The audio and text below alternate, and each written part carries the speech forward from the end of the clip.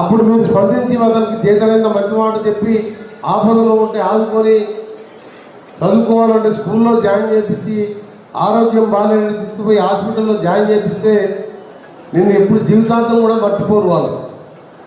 అలాంటి కార్యక్రమాలతో మొదలుపెట్టుకుంటూ ఇప్పుడు చెప్పిన 99 రోజుల ప్రణాళిక మేము చాలా దూరం ఆలోచించినాం. అది ఆ ప్రణాళికలో ముఖ్యమైనది మీకు ఒకటే, అందరూ కూడా ఆఫీసర్ చెప్పింది మళ్ళీ మళ్ళీ ఎక్కువ నేను దాని గురించి మీకు తెలుసు, మీకు అందరూ కూడా క్లియర్గా ఎక్స్ప్లెయిన్ చేసిండ్రు.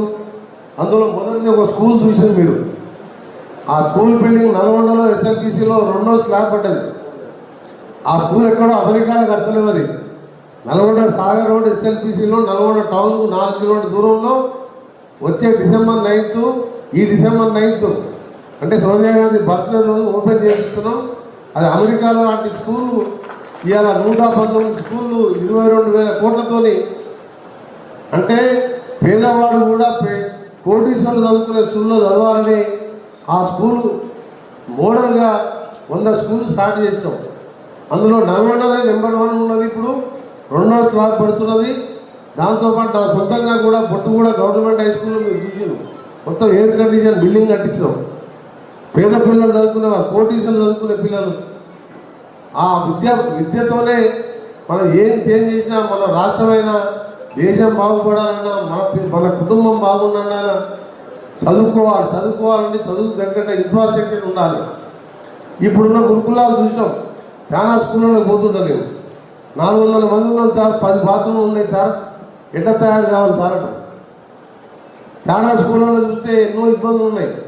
అందుకనే మొదట ఆ కార్యక్రమం మేము ఎలక్షన్లో చెప్పకుండా 22,000 కోట్లతో ఇవాళ మొదలుపెట్టాం. నేను గతంలో పోయిన కలెక్టర్ కానీ మీరు అక్కడ వచ్చిన పెద్దపూరులో ఒక హాస్టల్ చూసిన 240 మంది గర్ల్స్ ఎస్టీ హాస్టల్ చూస్తే ఎంత ఘోరంగా ఉందంటే బాత్రూమ్లు డోర్లు లేని పరిస్థితి, బెడ్స్ లేవు, కింద పడుకుంటారు పిల్లలు. నేను సొంతంగా 50 లక్షలు పెట్టి మా పిఏని 2 నెలలు పెట్టి ఇవాళ మీ పెద్దపూరు హాస్టల్ చూడండి ఏ విధంగా ఉండదు. నేను మినిస్టర్ అయిన కొత్తలో అంటే ఆ కార్యక్రమం నుంచి మొదలుపెట్టుకుని ఇవాళ మున్సిపాలిటీ నుంచి గ్రామీణ ప్రాంతాలలో ముఖ్యంగా పారిశుద్ధ్యం ముఖ్యమైన కార్యక్రమం.